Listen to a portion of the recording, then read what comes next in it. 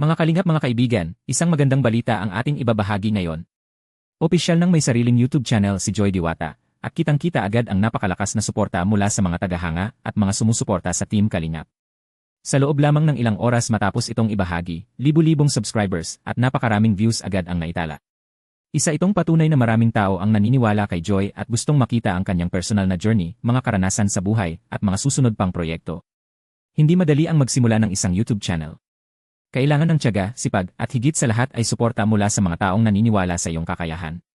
Kaya naman nakakatuwang makita na hindi nag-isa si Joy sa bagong yugto ng kanyang online journey.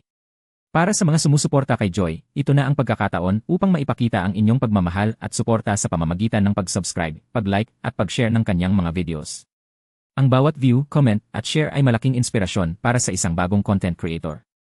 Kay Joy Diwata, congratulations sa iyong bagong YouTube channel. Naway maging daan ito para mas marami pang tao ang makakilala sa iyong kwento, talento, at kabutihan. Patuloy kang mangarap, magsikap, at maging inspirasyon sa marami. At para sa lahat ng supporters, samahan natin si Joy sa kanyang bagong paglalakbay sa mundo ng YouTube. Ito pa lamang ang simula, at tiyak na marami pang magagandang bagay ang naghihintay sa kanya. Muli, congratulations Joy Diwata. Welcome sa mundo ng content creation, at sana'y patuloy na lumago ang iyong channel sa tulong ng mga taong tunay na sumusuporta sa iyo.